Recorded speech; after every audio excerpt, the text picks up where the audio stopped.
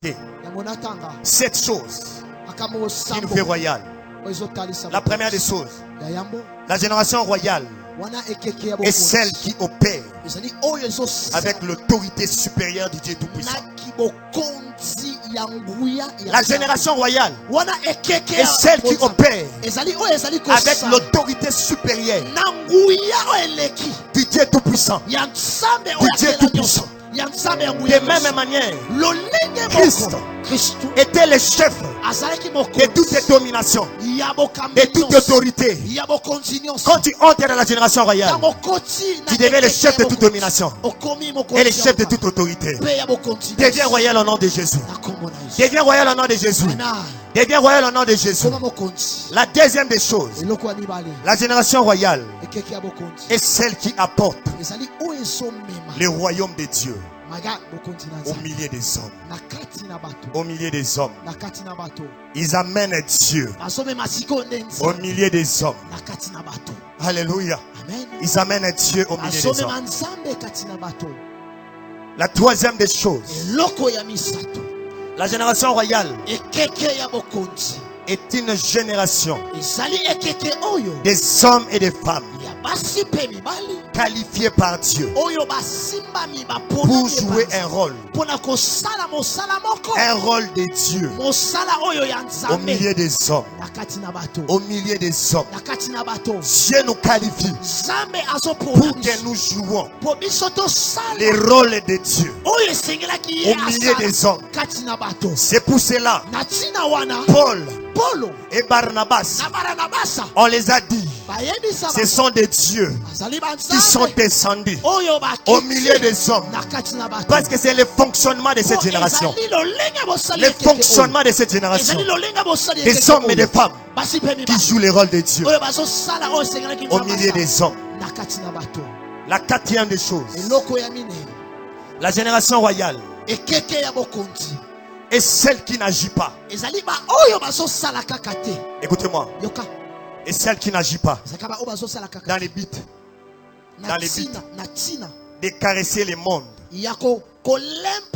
Et celle qui n'agit pas dans les buts de caresser le monde, mais plutôt d'imposer la vérité, d'imposer la volonté de Dieu à tout prix.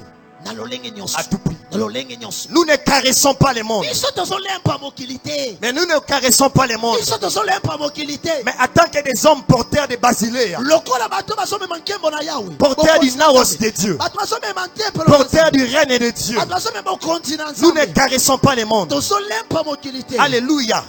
Nous ne caressons pas le monde, mais nous imposons la volonté de Dieu.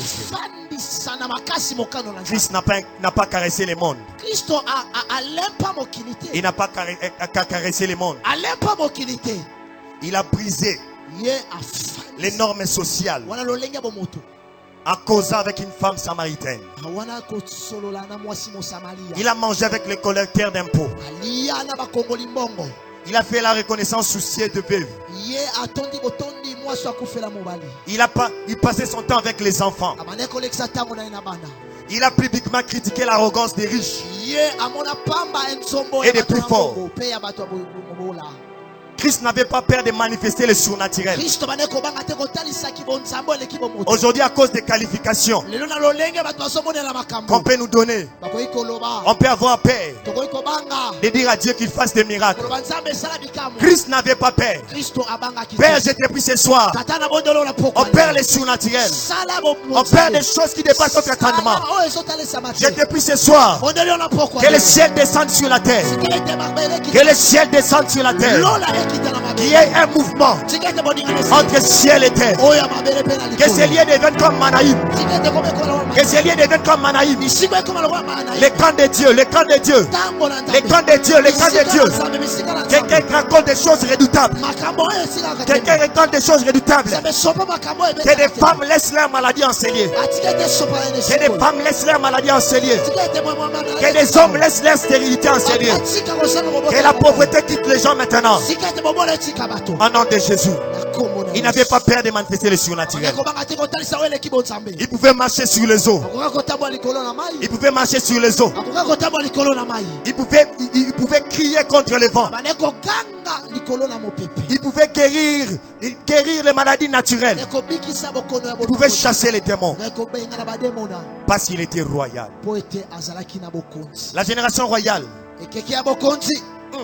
J'aime ça.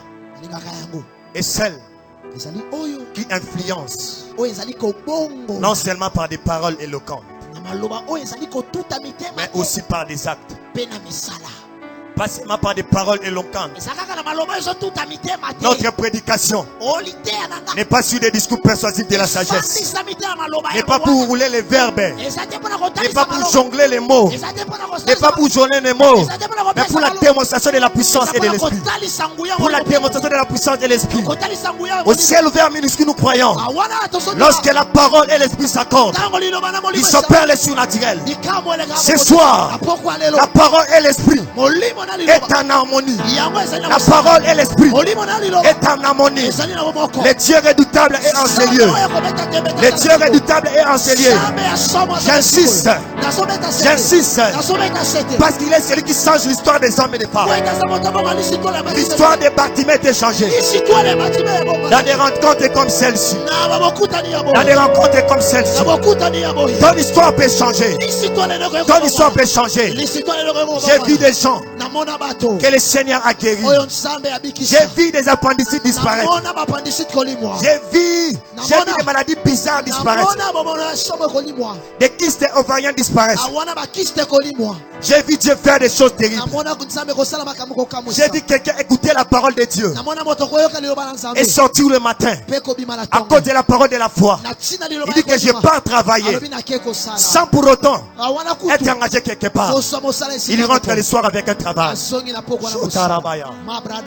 ne vais pas tomber. Je ne vais pas tomber. Il y a un monde surnaturel en ces lieux. Alléluia. Ne sois pas scandalisé. Ne sois pas scandalisé. Des choses d'en haut est en train de s'opérer en ces lieux. Parce que ces jours-là, alléluia, il est écrit quand l'esprit se répandra, se fera des miracles sur la terre. La sixième des choses avant que je chute, la génération dite royale manifeste Jésus-Christ en faisant ce qui est bon, en faisant ce qui est agréable, en faisant ce qui est parfait. Nous manifestons Jésus. Nous manifestons Jésus. Alléluia. Nous manifestons Jésus. Nous manifestons Jésus parce que nous sommes royaux. Et la dernière chose, my God, oh alléluia, la sagesse divine et le verbe de l'esprit. La sagesse divine et le verbe de l'esprit. Le verbe de l'Esprit Saint est dans la bouche de la génération royale. La sagesse divine, le verbe de l'Esprit est dans la bouche de la génération royale. C'est pour cela des hommes de la génération d'Étienne ne pouvaient pas faire bouche avec lui parce qu'il avait le verbe de l'esprit. Nous avons la sagesse plus que celui de Salomon, parce que la sagesse de Salomon touche seulement le monde physique. Touche seulement le monde physique. C'est pour cela que Salomon n'a pas été même sage pour lui-même. Le comportement de l'homme sage ne dénote pas la sagesse. Il a été sage pour les autres. Salomon nous a conseillé. Nous suivons les tolis de Samuel, de Salomon. Mais lui-même il n'était pas sage. Marié à plus de 1000 femmes. Cela ne donnait pas la sagesse. Excès de luxe. Il a péché sur des versets clairs de la Bible. Mais notre sagesse transcende le monde physique et le monde surnaturel.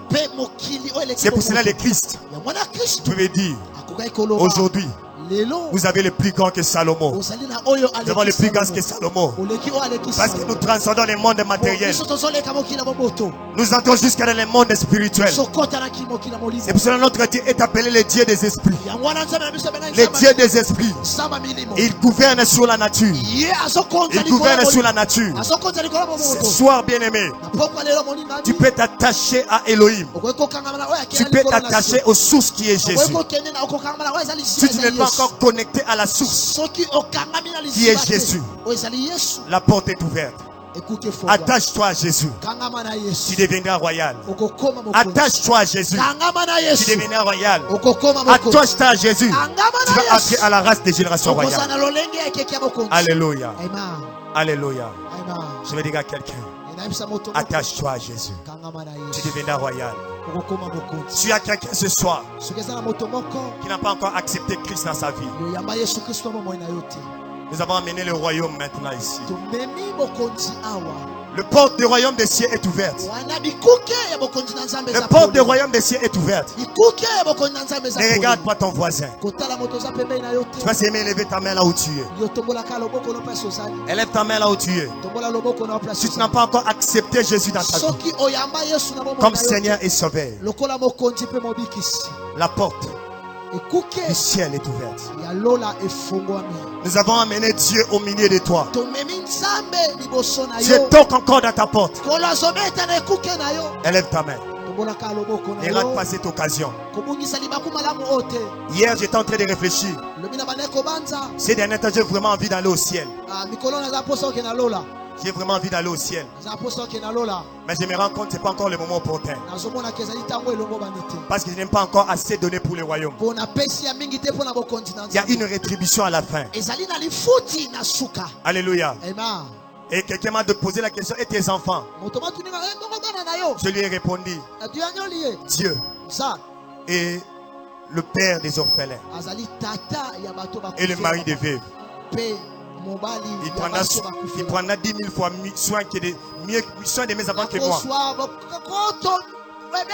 J'ai vraiment envie d'aller au ciel. Mais je n'ai pas encore assez travaillé pour le royaume. Alléluia. Alléluia. Les portes du royaume est ouverte. Élève ta main. Là où tu élèves ta main, Jésus est là tout près de toi. Il toque à ta porte. Il toque à ta porte. Alléluia. Ça, c'est le premier appel que je fais. Le second appel que je fais. Si tu sens dans ta vie que ton fonctionnement n'est pas royal, ton fonctionnement n'est pas royal, tu sens que tu veux fonctionner à la dimension des générations royales. Comme moi, j'ai désir dans mon cœur fonctionner dans la dimension royale.